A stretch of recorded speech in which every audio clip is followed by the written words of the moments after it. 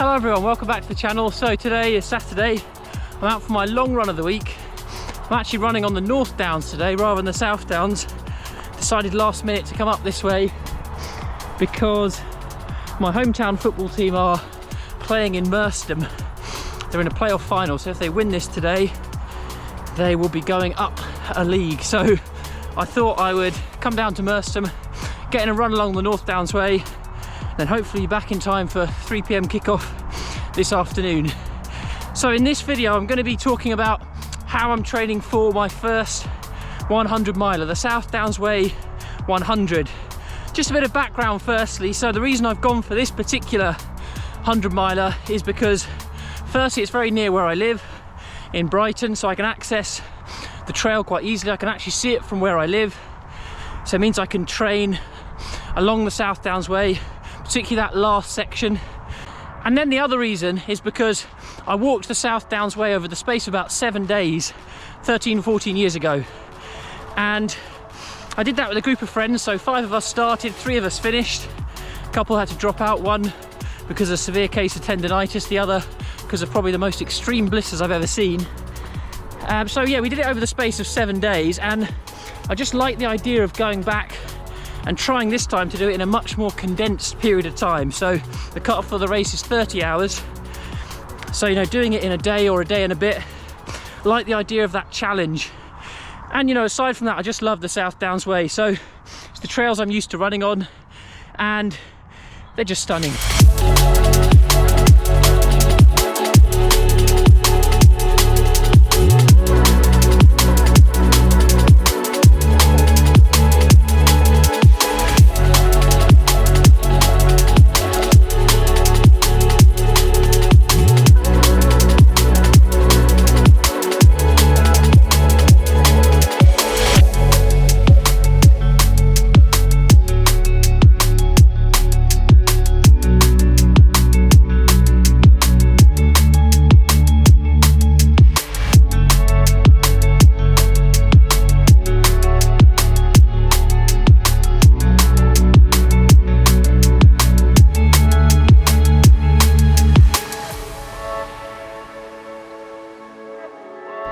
Right, so I finished up my run. We'd made it down to the game, so I got my 4 hours in.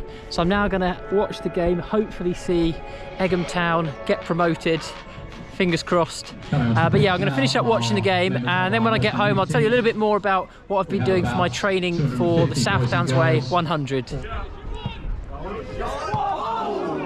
Just a little bit about the race firstly. So it's organised by Centurion Running. It goes pretty much the length of the South Downs Way, which is one of the national trails we have here in the south of England.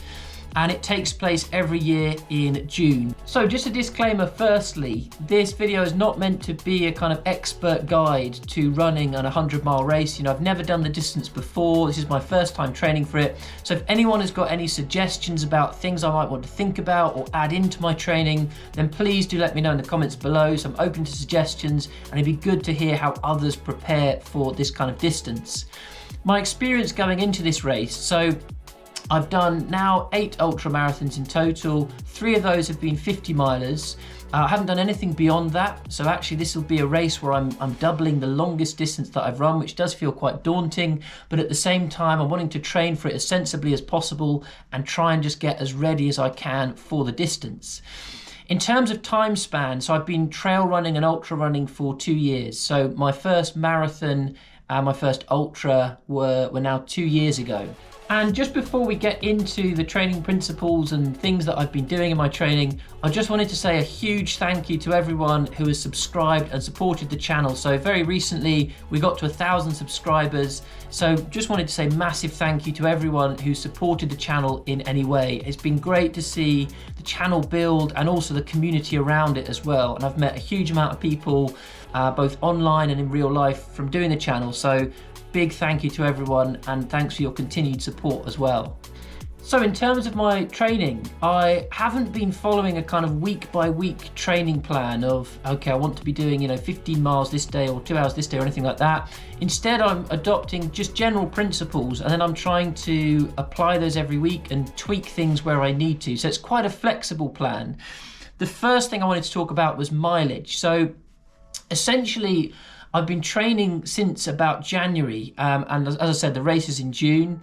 So I've been trying to establish from there a base of about 50 miles per week. I had December off as a kind of rest month, and then January I started upping the mileage, trying to get to a base of around 50 miles. And generally that went well. I had my 50-mile race in April. So that was the South Downs Way 50, which handily was the second half of the South Downs Way 100. I had a couple of weeks of illness, which disrupted my training, so it meant I wasn't quite getting in the mileage that I'd hoped for. I wanted to be pushing up to kind of a 100k base, about 62-mile base, by the end of that training block for the 50. I had a couple of weeks of doing that, but didn't necessarily maintain that consistency. But from now, so post South Downs Way 50, I'm now trying to generally have 100k as a base, and then my max mileage in this training block will be about 80 miles. So I imagine my biggest week will be about 80. It's a difficult balance because you want to get your body as used to having as much mileage in the legs as possible for 100 miles, but at the same time, you also want to get to the start line. And it's better, I think, to be slightly undertrained than overtrained, because you want to ensure that you haven't got any injuries or niggles come race day. So yeah, that's my general idea with this. I want to kind of slowly increase the mileage, but not have it so much that it leads to problems, and that ultimately I'm prepared, but also that my legs, my body feels good by the time we get to race day. So in terms of the types of runs that I'm doing in my training, firstly I've got speed sessions, so I do one of those each week, and that varies. Sometimes it can be fartlek, so the Swedish word for speed play, where you're kind of playing around with speed, having short bursts, and then kind of longer bits where you're running more chilled. So yeah, fartlek, it might be intervals. I'm particularly focusing on more longer intervals at the moment, so kind of kilometer reps and above to try and develop that speed endurance. Or it might be like a pyramid session, so I'm doing kind of a shorter rep, then the slightly longer one, then a slightly longer one, and then working my way back down after. So yeah, speed work is in there. Aside from that, I'm also trying to get some night runs in. So in the later section of this race, I'll be running during the night. So it starts at about 5 or 6 in the morning, and then the cutoff is 30 hours. So I'm definitely going to be out there during the night. So I want to get used to running at night. And actually, I did a night run the other day, which incorporated the last 22 miles of the race. So I did that with a couple of friends. It was really good fun. And we started off at Brighton Pier. We went up onto the Downs. So it is about 11 p.m. on a Friday evening down here in Brighton, and I'm just at Brighton Pier and about to head out for a recce run. Oh, here is John. How's it going? You all right? Not too bad, man. I literally just dashed out my house. I need to make sure I was completely sorted before I left, and said bye to my daughter because she kind of turned. Yeah, I'm good, man. You said good night to her? Yeah, she was already asleep. So she always senses when I'm about to go out the house, even for night runs. So she kind of daddy, and I'm back to sleep. So yeah, John and I are basically heading out on a night run this evening. In fact, we're going to be joined by someone on the way. So Telmo is going to join us about 5-6 miles in. But plan is to do basically the last part of the South Downs Way 100. And the total run in the end, I think, was about 26-27 miles. And then we got the second train back in the early hours of the morning from the end point. So I just want to get used to running at night with a head torch, with the feel of what that is like, with the drop in temperature too. Aside from that, I'm obviously getting plenty of long runs in there too. And actually long runs where I'm just focusing on time and I'm walking a lot too. So, you know, particularly in the later stages of the race, I anticipate that I'll be walking a good bit as I get more and more fatigued. So actually trying to get good at hiking is going to be quite important for my 100 miler training. You know, not just focusing on running, but getting used to what that feels like for being out for a long time and trying to maintain a good pace whilst walking. In my training, I'm also trying to ensure that I'm not just running, that I'm doing other things too. So every week I'm going to be swimming, and that'll usually be in the sea. So I don't live too far at all from where the sea is here in Brighton. So every week a swim, and then also strength and conditioning, which I'm doing religiously. I kind of operate like an irreducible minimum policy each week. So I say to myself, this is the absolute minimum that I need to do. Anything else is a bonus, but I always have my 3 strength and conditioning sessions every week. They're only 20 minutes, so not a huge amount of time, but I have one that focuses on core and agility, one that focuses on hips and glutes, and the other one which is a kettlebell session where that's developing like arm strength, doing things like squats and helping with kind of form and your back strength too. So yeah, those are the 3 strength and conditioning sessions that I do.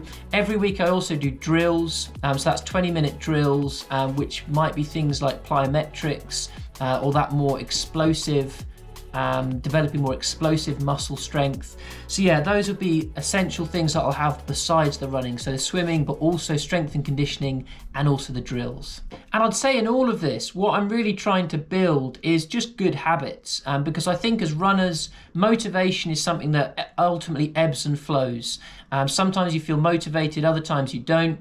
But I've realized that in all of my training, focusing on searching for motivation doesn't really make sense. It doesn't work because it's this kind of abstract thing. Whereas if you focus on just developing good habits, then regardless of whether or not you've got motivation, you'll simply go out and do it because it's what you do. So the final thing to think about is recovery, because if I'm going to get through this training plan effectively, then my body needs to be able to recover and deal with the increased demands that I'm placing on it in terms of the running and also in terms of things like the strength training. So the first thing I'd say is I've been trying to get good sleep, a minimum of 8 hours a night. It's not always possible, but where I can, getting in those 8 hours. And also I found myself increasingly taking afternoon naps, so just half an hour. But I've really found that makes a difference. In fact, I saw an interview with some elite Kenyan runners a couple of months ago, and they were saying there that they felt the big difference between them and European elite runners was that they napped more. I'm sure there's probably more to their elite times than just naps, but it did strike a chord with me, and I thought, yeah, I need to be getting in some naps more. Now, I've also been using the cold to recover. So I really, really like cold water and its effects on the body. I never thought I would say that, but I've been using cold baths. So a couple of times a week, I'll just have a cold bath waist deep, no ice in there, sitting in there for about 10 minutes. And I found that really helps with recovery, with getting the blood moving, and also ensuring that the muscles aren't aggravated. So yeah, cold has been really good. Also been having cold showers. So most mornings after my regular shower, I'll have about a minute or 2 of a cold shower, and that will help wake me up, but also get the blood flowing and help with recovery from the runs and the strength training as well.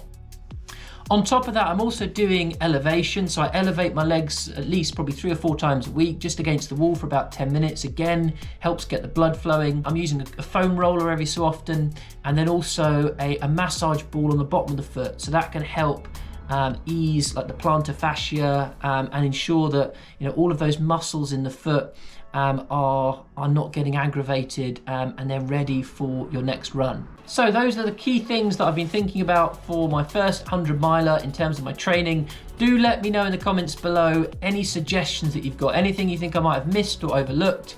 The next video coming up on the channel is going to be Carla running her first ultramarathon. So that'll be on the channel next week. So thanks for tuning in, everyone, and see you all in the next one.